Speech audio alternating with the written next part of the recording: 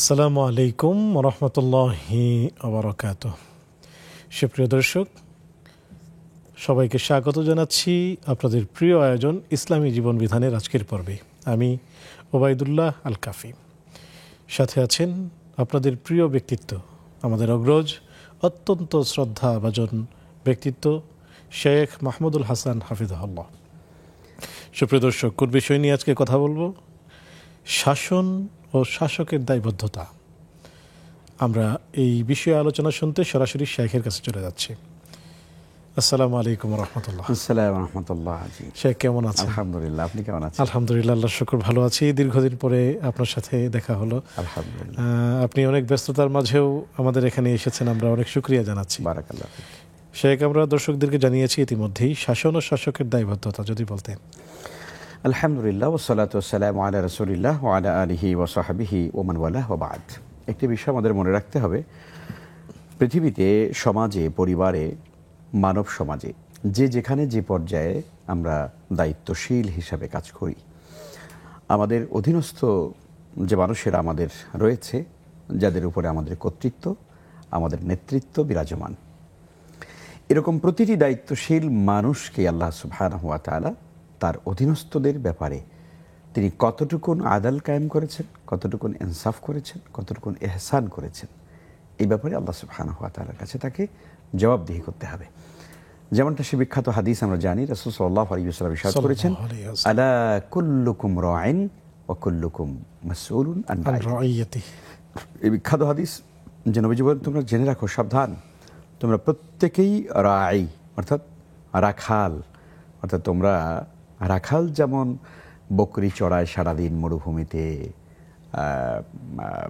মাঠে ঘাটে, দিন শেষে যখন সে বকরির পাল নিয়ে আবার ফিরে আসে, মালিক তখন গুণে দেখে বা জানতে চায় ঠিকঠাক আছে কিনা, কোনোটা হারিয়ে গেছে কিনা, বাঘে কোনোটা খেয়ে ফেলেছে কিনা। তো ঠিক তেমনিভাবে আমরা যেন প্রত্যেকেই রাখালের মতো দায়িত্বশীল। আল্লাহ সুবহানাহু ওয়া তাআলা আমাদের অধীনস্থদের সম্পর্কে, আমাদের নিজেদের সম্পর্কে, আমাদের পরিবার সম্পর্কে আমাদেরকে অবশ্যই জিজ্ঞেস করবেন। এটা তো হলো একটা ব্যাপার। এমনিতেই আল্লাহ সুবহানাহু ওয়া তাআলা তিনি আমাদেরকে যত নিয়ামত দিয়েছেন, সেই নিয়ামতের ব্যাপারেও তিনি প্রশ্ন করবেন। মানে আমি এই কথা বলতে পারবো না যে আসলে এই পৃথিবীতে আমি এমনি এসেছি, এমনি আমি আবার চলে গেলাম। বরং না, এই পৃথিবীতে, দুনিয়াতে আসার পেছনে আল্লাহ সুবহানাহু ওয়া তাআলা তার যে করুণা, তার যে মেহেরবানি, তার যে দয়া, এবং আমি পৃথিবীতে আসার পরে এই সুন্দর দুনিয়াতে, বসুন্ধরায়, এখানে যে আলো, এখানে যে বাতাস, এখানে অক্সিজেন, এখানে পিউরিফাই পানি, এগুলো আমি গ্রহণ করছি। আল্লাহ তাআলা বলছেন, সুম্মা লাতুসআলুন্না ইয়াওমাইযিন আনিন নাঈম। অবশ্যই তোমাদেরকে এই নিয়ামত রাজি সম্পর্কে জিজ্ঞাসা করা হবে। শেখ, আমরা আসবো একজন দর্শককে নিয়ে, ইনশাআল্লাহ। আসসালামু আলাইকুম রহমতুল্লাহ। জি, ওয়ালাইকুম আসসালাম রহমতুল্লাহ। জি, আমি নীলা বলছিলাম পাবনা থেকে। স্বাগতম প্রিয় বোন, প্রশ্নটি করুন। জি, আমি দুইটা প্রশ্ন করব হুজুর। ফার্স্ট কোশ্চেন হচ্ছে যে নামাজে সাহস সিজদা দেওয়ার সময় আমি তো আত্মীয়ত দরুদ দোয়া মাসুরা এই তিনটাই পড়ে সালাম ফিরিয়ে তারপরে আবার সাহস সিজদা দিই। আসলে সঠিক নিয়ম কোনটা? আমাকে একজন বলেছে আত্মীয়ত পড়ে সালাম ফিরালেই হবে, এই বিষয়ে একটু বলবেন। আর হুজুর, এই যে শ্রাবণ মাসের রোজাটা, যেটা নফল রোজা, এটা 6টা রাখতে হয়, মানে 2টা বা 3টা কি রাখা যাবে?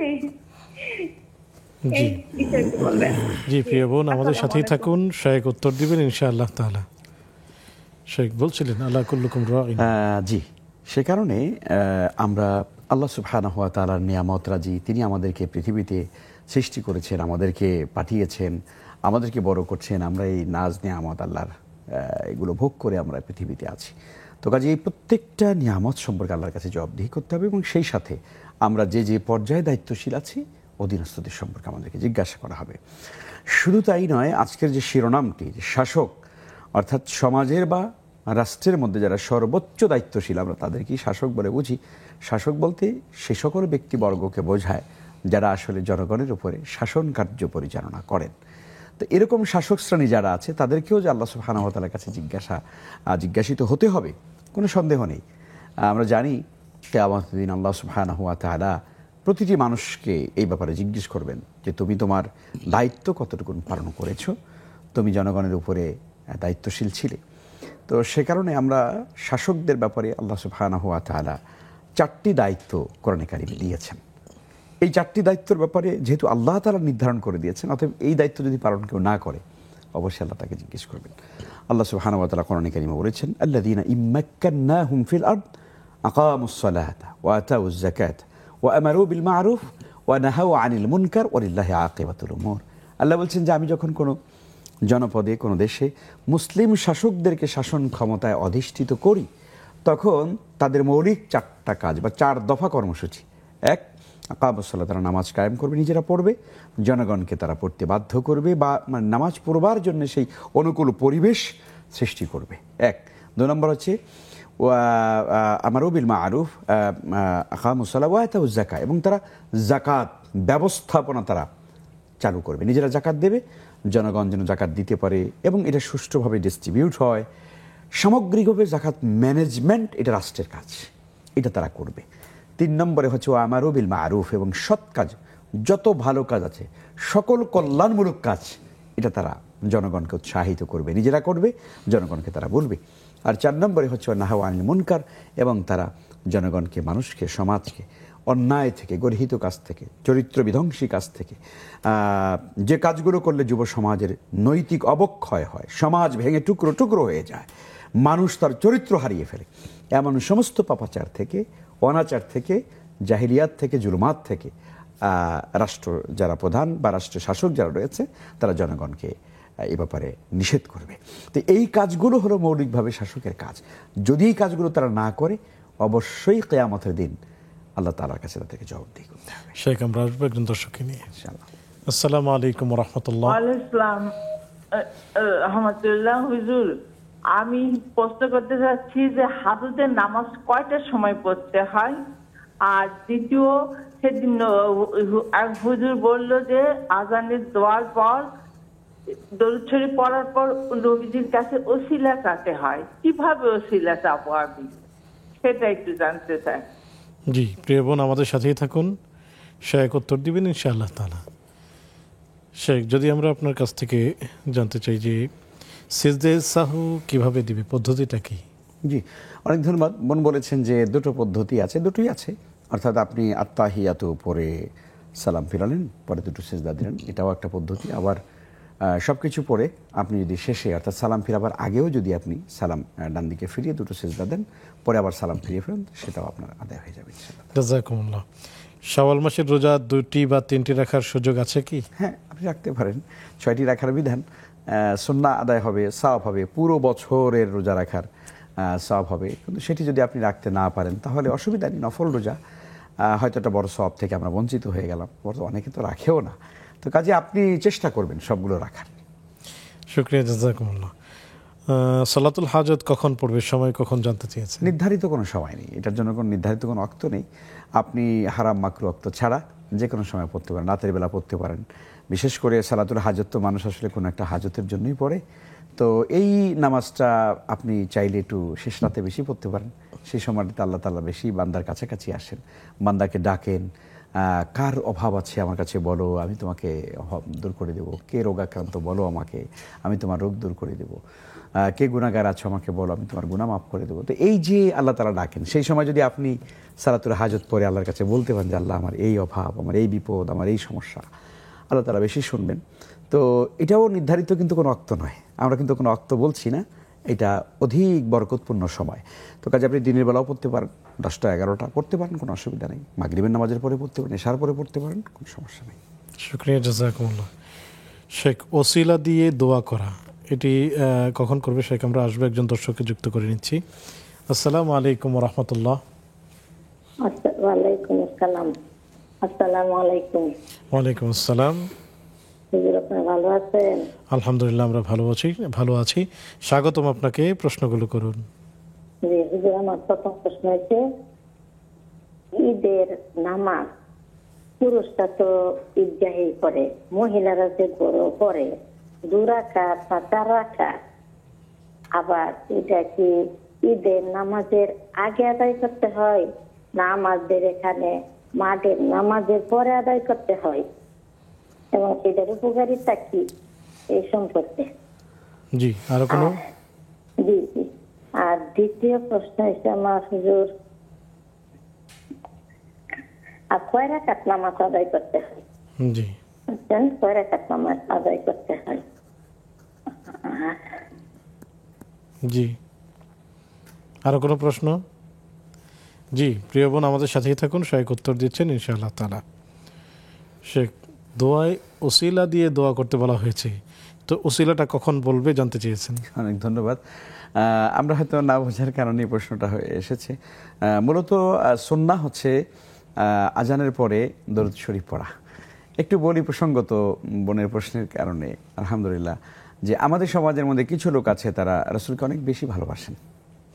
যে ভালোবাসা আবু বকর রাদিয়াল্লাহু তাআলা ভালোবাসতে পারেননি, যে ভালোবাসা ওমর দেখাতে পারেননি, আবু বকর, ওসমান, জান্নাতের সুসংবাদপ্রাপ্ত সাহাবীরা যারা জীবন দিয়েছেন, কলিজা কেটে দিয়েছেন রাসূলের জন্য, পরিবার সব ছেড়ে দিয়েছেন নবীজির ভালোবাসায়, তারাও যেই ভালোবাসা দেখাতে পারেননি, আমাদের বাংলাদেশে কিছু মানুষ আছে তারা তাদের চাইতে বেশি ভালোবাসেন রাসূলকে। নাউযুবিল্লাহি মিন যালিক।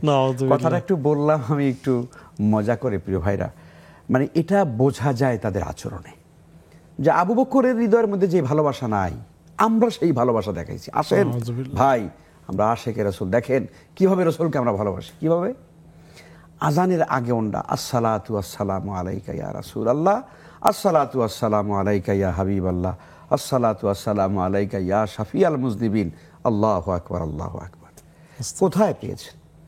পৃথিবীর ইতিহাসে কোথাও কি একটা জাল হাদিস পাওয়া যাবে, একটা বাক্য পাওয়া যাবে যে রাসূল সাল্লাল্লাহু আলাইহি ওয়াসাল্লামের তার জামানায় অথবা সাহাবায়ে কেরাম, তাবিন, তাবে তাবিন, আমাদের সালাফগণ, আইম্মায়ে মুজতাহিদিন, কারো জীবনে, কারো ইতিহাসে কোনোভাবে আজানের আগে কোনো মুয়াজ্জিন উনি আজান দেওয়ার আগে বলবেন আসসালাতু আসসালামু আলাইকা ইয়া রাসূলুল্লাহ? আমাদের সমাজের মধ্যে কিছু লোকেরা বলে আমরা রসুলকে খুব ভালোবাসি, রসুলকে আগে সালাম দিয়ে দিতে হয়, রসুলের পরে আগে দুরূদ পড়তে হয়, সেই জন্য এটা আগে পড়ে তারপরে আমরা আজান দিই। সম্পূর্ণ বিভ্রান্তি, চূড়ান্ত গোমরাহি, কুল্লু বিদআতিন দালালা। এগুলো একদম সুস্পষ্ট বিদআত, এবং এই কাজগুলোকে যারা সুন্নাহ মনে করে তারা কাল কিয়ামতের দিন রাসূলের হাতে শাফাআত পাবেন না, এবং হাউজে কাউসার থেকে তারা বঞ্চিত হবেন। কোনো সন্দেহ নেই, হাদিস দ্বারা প্রমাণিত। আল্লাহ তাআলা আমাদেরকে হেফাজত করুন। তো প্রিয় বোন, এই জন্য নামাজের আগে এই জাতীয় কিছুই নেই। তো আমাদের সমাজে মানুষ এগুলো করে, অথচ প্রকৃত সুন্নাহ হলো আজানের পরে। নামাজের না, সরি, আজানের আগে কিছুই নেই। আজানের পরে হলো মূলত দরুদ শরীফ পড়তে হয়। রাসূল সাল্লাল্লাহু আলাইহি ওয়াসাল্লাম সুম্মা সাল্লু আলাইয়া, অতঃপর তোমরা আমার উপর দরুদ পড়ো। তারপরে সুম্মা সালু লি আল ওয়াসিলা, অতঃপর তোমরা আমার জন্য ওসিলা কামনা করো। তো এই ওসিলাটা কি আসলে? বোর্ড সেটি বলেছেন যে ওসিলা কেমনে চাইতে হয়। মূলত আলাদা কিছুই না।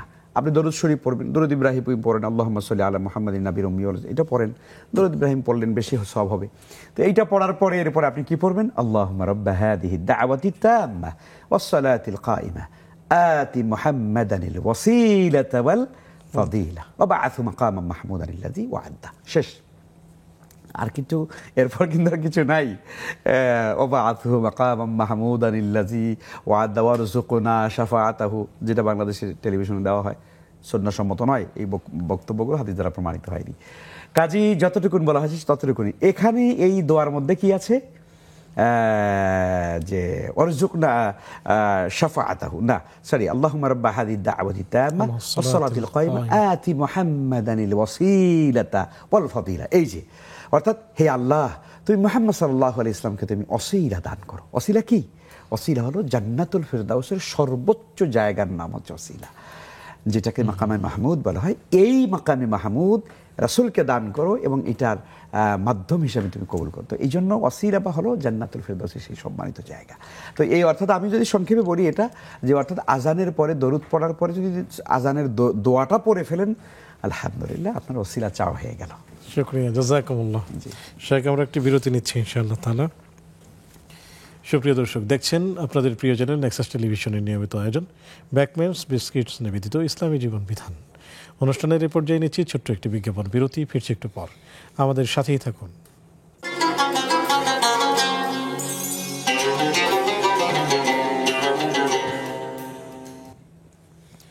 আসসালামু আলাইকুম ওয়া রাহমাতুল্লাহি ওয়া বারাকাতুহু।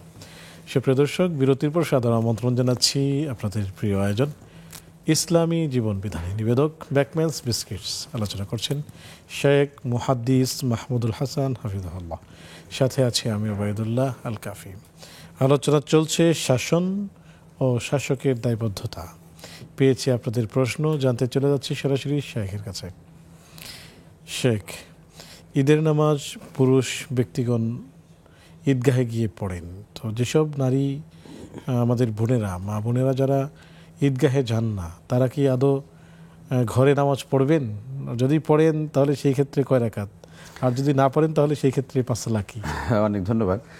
প্রথমত কথা হচ্ছে, আসলে নারীদের ঈদগাহে যাওয়ার ব্যাপারে ইসলাম খুবই উৎসাহিত করে। আমরা জানি রাসূল সাল্লাল্লাহু আলাইহি ওয়াসাল্লাম নারীদেরকে ঈদগাহে যাওয়ার ব্যাপারে তিনি অনেকটা নির্দেশ দিয়েছেন। এমনকি যারা অসুস্থ থাকে তাদেরকেও বলেছেন তারাও গিয়ে সেখানে ওয়াজ শুনবে, দোয়ায় শামিল হবে। কোনো কোনো নারী বলতেন যে আমার তো পোশাক নেই ইয়া রাসূলুল্লাহ, আমি কীভাবে যাব?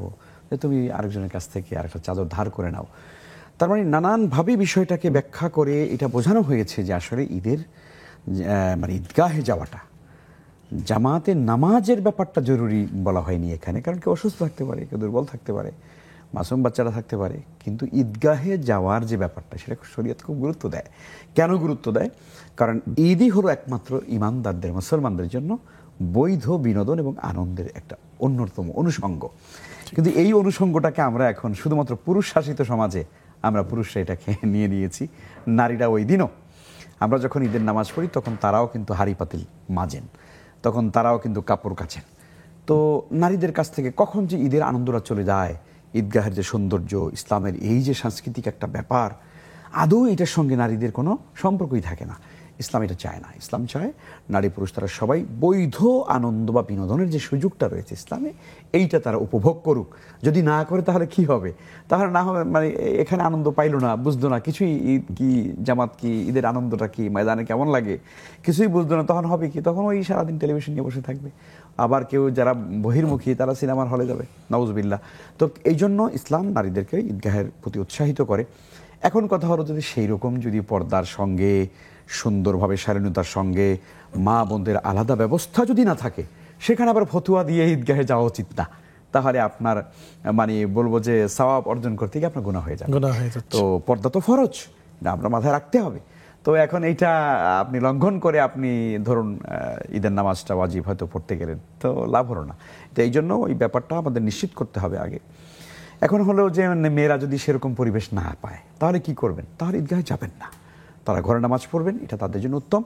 তবে একটা মাসালা জেনে নিতে হবে, ঈদগাহে যদি কোনো মানুষ না যায়, কোনো ব্যক্তি ঈদের নামাজ না পায়, তাহলে উনি কি করবেন? একা একা ঈদের নামাজ পড়বেন না। ধরুন ঈদের জামাত হয়ে গেছে, তো দুটো লোক দৌড়ে আসছে, দেখছে জামাত নামাজ শেষ, আর জামাত পাইলো না, একটাই জামাত হয়েছে, এখন কি করবে? ওনারা কি আলাদা ঈদের নামাজ পড়বে? পড়বে না। এমনি 2 রাকাত নফল নামাজ পড়বে। কিন্তু নারীরাও ঠিক একইভাবে, যেহেতু তারা ঈদগাহে শামিল হয়নি, সুতরাং তারা ঈদের নামাজ পড়বে না। এই জন্য বোন আপনাকে বুঝতে হবে, পুরুষরা ঈদগাহে গিয়ে নামাজ পড়ছে, ঈদের নামাজ, আপনারা ঘরে বসে ঈদের নামাজ পড়তেছেন, ব্যাপারটা এরকম না। আপনি নফল নামাজ পড়তে, ইশরাক পড়ুন, চাশতের নামাজ পড়ুন, এমনি নফল নামাজ পড়ুন, পড়তেই পারেন আপনি, অসুবিধা নেই। এবং সেটার কোনো নির্ধারিত কোনো সংখ্যা নেই। আপনি 2 রাকাত 4 রাকাত যা ইচ্ছা পড়তে পারেন, যে কোনো দোয়া আজকারগুলো আমল করতে পারেন, কোনো অসুবিধা হবে না ইনশাআল্লাহ। শুকরিয়া, জাযাকুমুল্লাহ। শেখ, আমরা একজন দর্শককে যুক্ত করছি। আসসালামু আলাইকুম ওয়া রাহমাতুল্লাহ। আসসালামু আলাইকুম ওয়া রাহমাতুল্লাহ। ওয়ালাইকুম আসসালাম। হুজুর ভালো আছেন?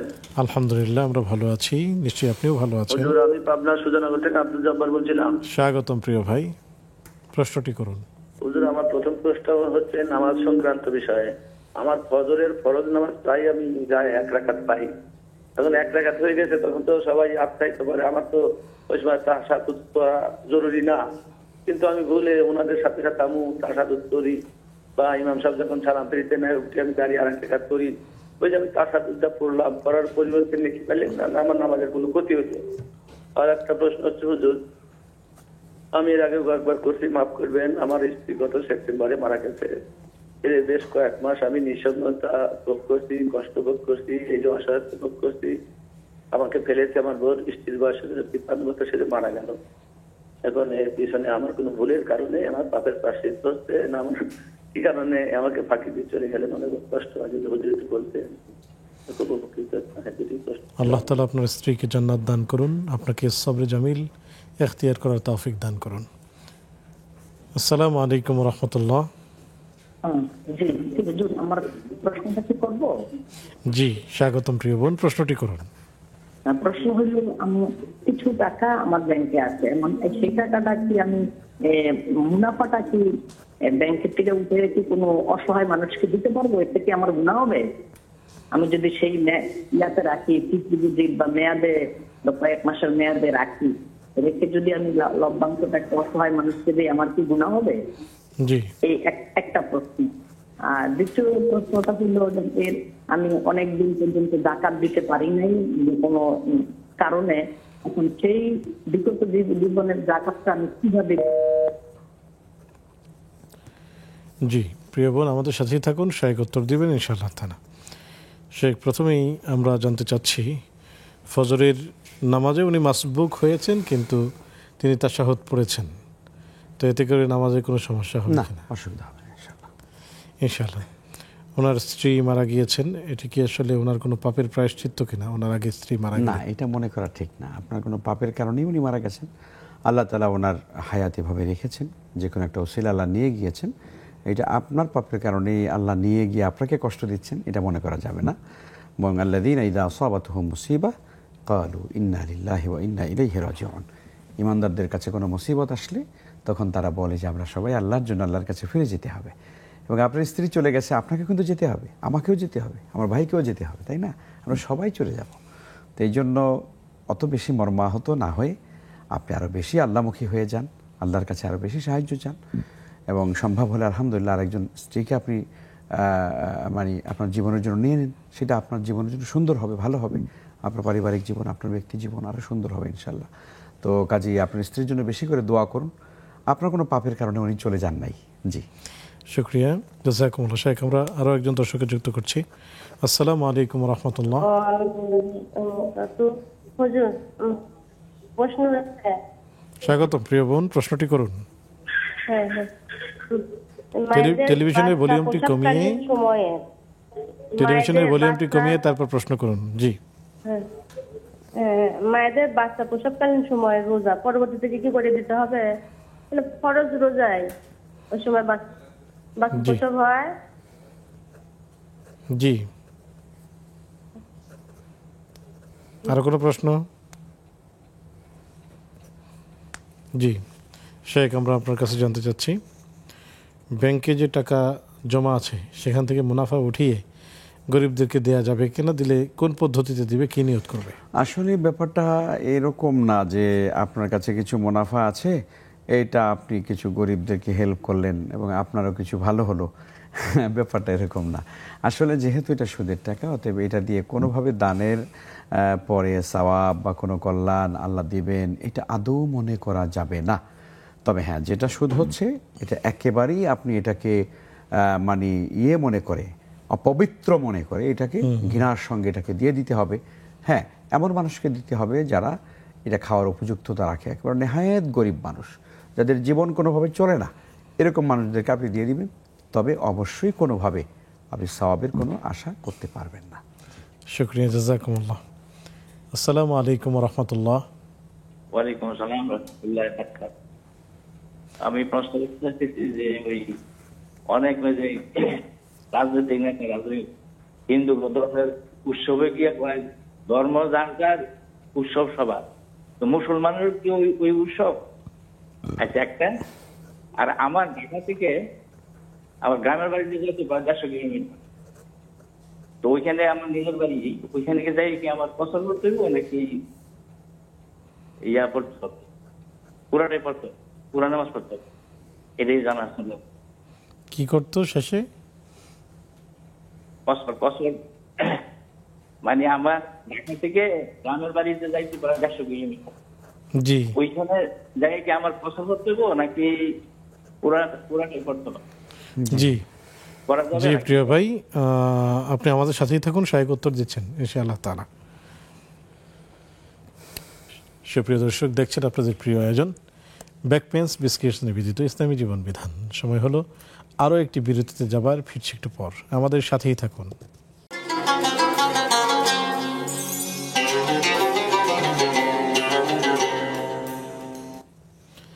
আসসালামু আলাইকুম রহমতুল্লাহি ওয়া বারাকাতুহু।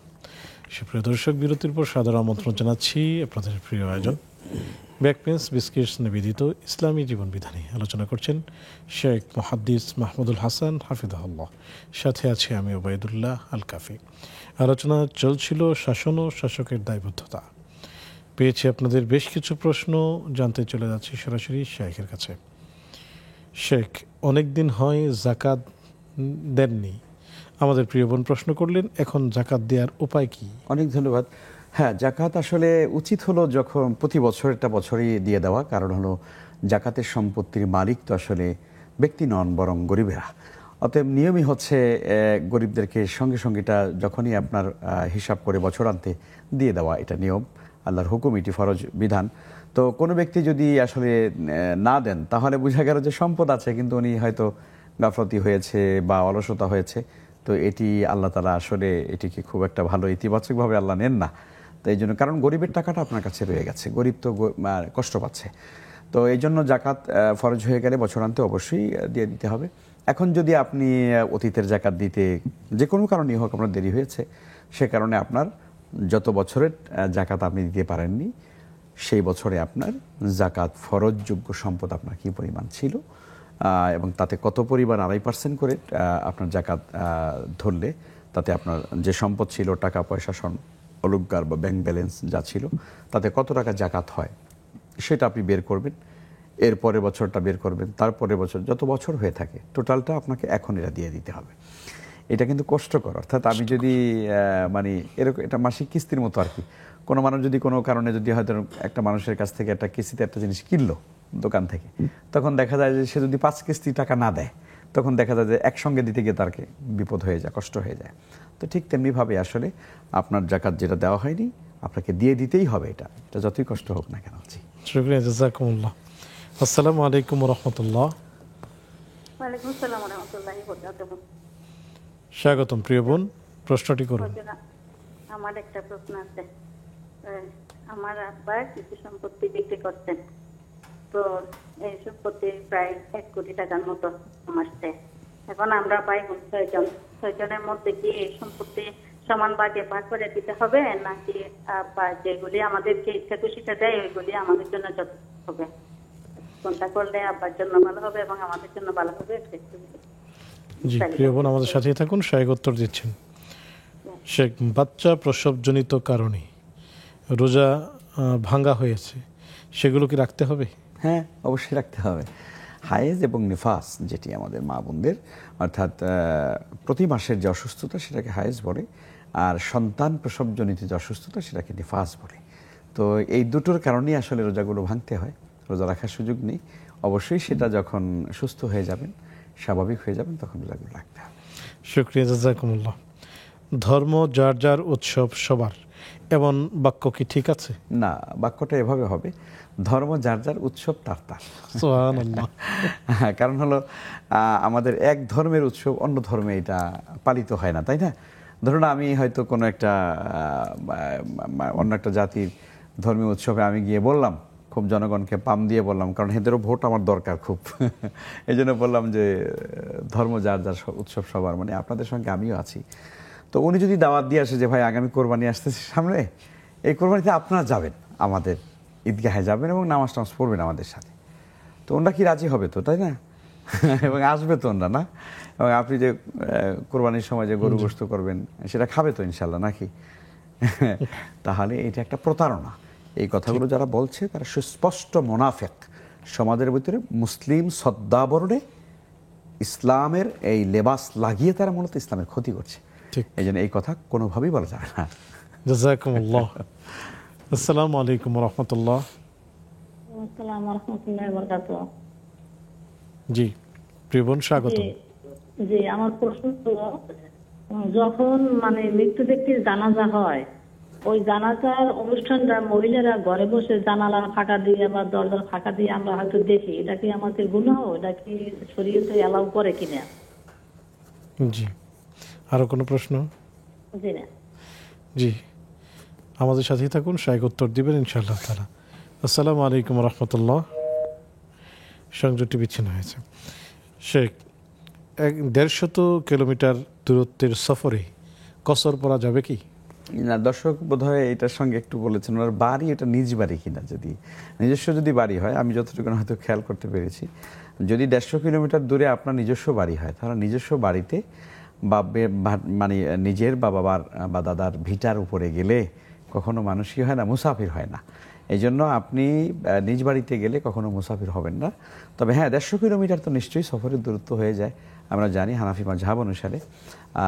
কিন্তু মনে রাখতে হবে, আপনি যে পথিমধ্যে যে গেলেন, সফর করলেন, এটা কিন্তু আপনার জন্য অবশ্যই সফর অবস্থায় আপনি আছেন। বাড়িতে যাওয়ার পরে আপনার মুসাফির নাই, কিন্তু পথিমধ্যে কিন্তু আপনার যত নামাজ পড়বে, ধরুন 2 ওয়াক্ত বা 5 ওয়াক্ত নামাজ যাই পড়ুক না কেন, সেটা আপনাকে কসর আদায় করতে হবে, কিন্তু বাড়িতে যাওয়ার পরে ফুল নামাজ পড়বেন। জি, শুক্রিয়া। আসসালামু আলাইকুম।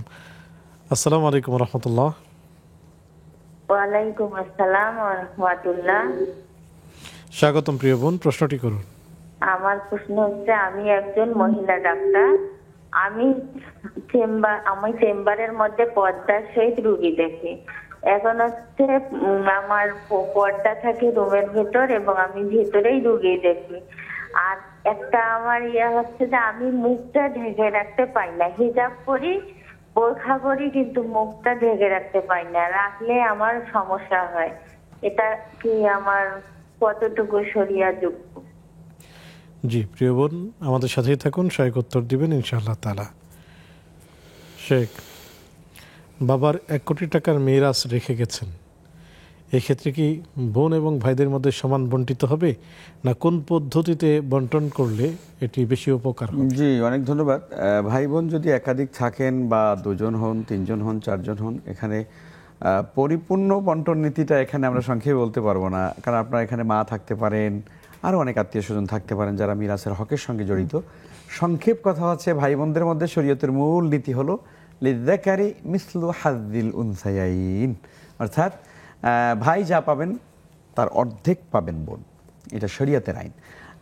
এখন আমাদের সমাজে, শেখ আপনি জানেন যে নারীবাদী অনেক আমাদের মানুষেরা, আমাদের ভাইয়েরা, আমাদের বোনেরা, তারা কিন্তু এটা বলে না, ইসলাম এখানে নারীদের উপর কি করছে, জুলুম করেছে, ইসলাম নারীদেরকে অর্ধেক দিয়ে দিয়েছে আর ছেলেদেরকে ডাবল করে দিয়েছে। কিন্তু এটা তারা দেখে না যে একজন নারীকে ইসলাম কত জায়গা থেকে তাকে সম্পত্তির জন্য তার নির্ধারণ, তার হিস্সাটা রেখে দিয়েছে। সুবহানাল্লাহ। সে সন্তানের কাছ থেকে পায়, সে স্বামীর কাছ থেকে পায়, সে বাবার কাছ থেকে পায়, সে বিবাহের মহারণা পায়। হ্যাঁ, এটা তার ফিক্সড ডিপোজিটের মতো। তারপরে সে চাকরি করলে সম্পূর্ণ টাকা তার। সারা জীবনও যদি মনে করে আমি 1 টাকা খরচ করব না, মানে আমি সংসারের জন্য 1 টাকা খরচ করবো না, ইসলামী শরীয়ত বলে না যে ওই নারীর কাছ থেকে স্বামী জোর করে টাকা নিতে পারবে। এই যে এত বড় বড় হিস্সাগুলো, ভাগগুলো ইসলাম একজন নারীকে দিয়েছে। আর একজন পুরুষের অবস্থা কি? একজন পুরুষ বিয়ে করলে পরে মোহর দিতে হয়, বিয়ের আয়োজন করলে খরচ করতে হয়, বিয়ে করে স্ত্রী আনলেন, সারা জীবন তাকে খাওয়াতে হবে, চিকিৎসা দিতে হবে, বাড়িঘর দিতে হবে, থাকার জায়গা দিতে হবে, কাপড় চোপড় দিতে হবে, এরপরে সন্তান একটা হয়ে যায়, এই সন্তানের খরচটা কী করতে হবে। তার মানে হচ্ছে পুরুষ বেচারা যখনই সে ইনকাম করা শুরু করলো, তখন তার সমানে দিতে হচ্ছে, তার কিন্তু কোনো ব্যাক আসে না। সেই বিবেচনায় কিন্তু নারীকে ইসলাম কিন্তু এমনভাবে দিয়েছে যে ইসলাম কোনো জায়গায় তাকে খরচ করতে বাধ্য করেনি, কিন্তু পুরুষকে বাধ্য করেছে। পিতামাতাকে দিতে হবে, বাবা মাকে খাওয়াও, এটা ফরজ, স্ত্রীকে খাওয়াও ফরজ, সন্তানকে লালন পালন করো ফরজ, তাই না? এই যে বাধ্যতামূলক করে দেওয়া হয়েছে, কিন্তু নারীকে কোথাও বাধ্যতামূলক করে দেওয়া হয়নি। তাহলে এই নারী সম্পদ সব রয়ে গেল। এই জন্য আমরা কখনো এই মূর্খতার কারণে, অজ্ঞতার কারণে, জাহালাতের কারণে আমরা কখনোই কথা বলবো না ইসলাম নারীকে ঠকিয়েছে। ইসলাম মোটেও নারীকে ঠকায়নি, আমরা বুঝি না, আমাদের জ্ঞান কম। তো এই জন্য ছেলে আর মেয়ের মধ্যে ভাগ এভাবে হবে, অর্থাৎ ছেলে পাবেন হলো দ্বিগুণ আর মেয়ে পাবেন তার অর্ধেক। জি, জাযাকুমুল্লাহ। আসসালামু আলাইকুম রহমতুল্লাহ। ওয়ালাইকুম আসসালাম। হুজুর, আসসালামু আলাইকুম। ওয়ালাইকুম আসসালাম, স্বাগতম প্রিয় ভাই, প্রশ্নটি করুন। টেলিভিশনের ভলিউমটি কমিয়ে তারপর। জি, আমার নাম আব্দুল রব মোল্লা, বরিশাল উজিরপুর থেকে বলছি। জি জি ভাই, আমার প্রশ্ন হলো, হুজুরের থাকার জায়গার তালাটা বন্যায় উড়ে নিয়ে গেছে অথবা কোনো ক্ষতিগ্রস্ত হয়েছে, আর হুজুরে কি স্থায়ীভাবে বিছানা কইরা মসজিদের ভিতরে 24 ঘন্টা করে থাকতে পারবে বিছানা বিছাইয়া?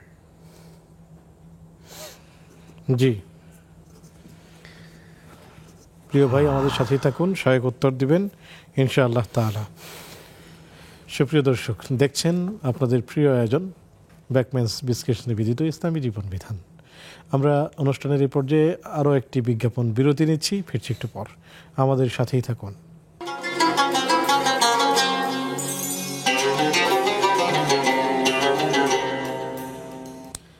আসসালামু আলাইকুম রহমতুল্লাহি বারাকাতুহু। সুপ্রিয় দর্শক, বিরতির পর সাদর আমন্ত্রণ জানাচ্ছি আপনাদের প্রিয় আয়োজন ব্যাকম্যানস বিস্কিটস নিবেদিত ইসলামী জীবন বিধানে। আলোচনা করছেন শেখ মুহাদ্দিস মাহমুদুল হাসান হাফিজাহুল্লাহ, সাথে আছি আমি ওবায়দুল্লাহ আল কাফি। আলোচনা করছেন শাসক এবং শাসনের দায়বদ্ধতা, শাসন এবং শাসকের দায়বদ্ধতা। সেই সাথে পেয়েছি বেশ কিছু প্রশ্ন, চলুন শেখের কাছ থেকে জেনে আসি। শেখ, যখন জানাজার নামাজ অনুষ্ঠিত হয় তখন নারীরা কি সেই জানালার ফাঁকা দিয়ে সেই দৃশ্য দেখতে পাবে বা দোয়ায় অংশগ্রহণ করতে পারবে? অনেক ধন্যবাদ। আসলে একটি মানবিক ব্যাপার। কিছু কিছু ব্যাপার থাকে যে মানুষের হৃদয়ের এই আকাঙ্ক্ষা এবং এই অব্যক্ত কান্না এবং হৃদয়ের ভেতরের যে গুমড়ে উঠে মানে চাপা কান্না, এটা আটকে রাখা যায় না। কোনো আপনজন মরে গেলে আপনি সহ্য করতে পারবেন না, এটা স্বাভাবিক। মা মরে গেছে, বাবা মরে গেছে, সন্তান মরে গেছে, স্বামী স্ত্রী কেউ আপন মরে গেছেন, তখন তার হৃদয়টা খান খান হয়ে যায়। তো কিছু ব্যাপার থাকে।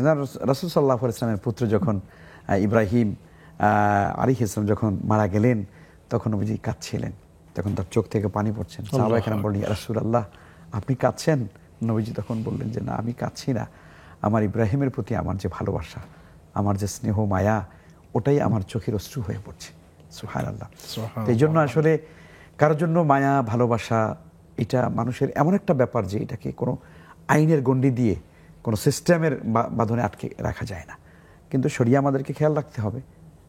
কোনো মানুষ মারা গেলে জানাজা হচ্ছে, মনে চায় যে একটু দেখি কেমন জানাজাটা হচ্ছে। তো দেখে যে খুব বেশি লাভ হয় সেটা না, মূলত দোয়াটাই হচ্ছে সবচেয়ে শ্রেষ্ঠ। আপনারা ঘরে বসে পর্দার সঙ্গে থাকবেন, তাদের জন্য বেশি করে দোয়া করবেন, এটাতে আসলে মাইয়েতের জন্য অনেক বেশি উপকার হবে। তবে একান্ত কেউ দেখে ফেললে খুব বড় ধরনের গুনাহ হবে, এটা আমরা মনে করি না। শুকরান, জাযাকুমুল্লাহ। ডাক্তার, নারী ডাক্তার, তিনি পর্দা করেই রোগী দেখেন, তো সেক্ষেত্রে তিনি চেহারাটা খোলা রাখেন, তো এভাবে ইসলাম কি তাকে অনুমোদন করে কিনা?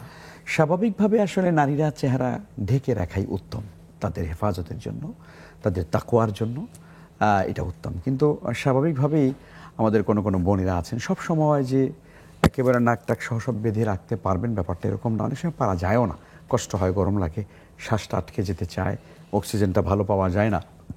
তো যারা আমাদের ডাক্তার বোন আছেন, আপনারা সব সময় এটা পারবেন, ব্যাপারটা এটা কঠিন, লম্বা সময় বসে রুগী দেখতে হয়, চেম্বারে থাকতে হয়। তো চেষ্টা করুন যতটা পারেন। একান্ত না পারলে ইসলাম তো আসলে কোনো মানুষের সাধ্যের উপরে করে না। আর যেহেতু শরীয়তের একটা শক্তিশালী উলামায়ে কেরামের একটা মতও আছে, নারীরা চাইলে তারা চেহারা খুলে রাখতে পারেন। তো কাজেই আপনি যেহেতু চিকিৎসক, আর চিকিৎসার জন্য আসলে অনেক বিষয় শিথিলতা আছে, আর শরীয়তের একটা উসুলও আছে এক্ষেত্রে, আর দরুরাত তুবিহুল মাহজুরাত, যে প্রয়োজনের ক্ষেত্রে কখনো কখনো অবৈধ জিনিস সেটাও বৈধ হয়, যদি সে সীমালঙ্ঘনকারী না হয়, ঔদ্ধত্য প্রকাশ না করে, তাই না? আল্লাহ তাআলা কোরআনে কারীমের মধ্যে এটা বলেছেন। তো সুতরাং আমরা মনে করি আপনি প্রয়োজনে যদি চেহারা খুলতে হয়, ইনশাল্লাহ আপনি চিকিৎসক হিসাবে খুলতে পারবেন। জাযাকুমুল্লাহ। কোনো কারণে ইমাম সাহেবের বাড়িঘর হয়তো নতুন করে নির্মাণ করছে, ভাঙতে হয়েছে, ইমাম সাহেব মসজিদেই 24 ঘন্টা থাকা শুরু করেছেন, এটি কি তার জন্য বৈধ হবে কিনা? মূল মসজিদে থাকবেন না, এতে করে আল্লাহর ঘরের যে শান এটা আসলে নষ্ট হয়।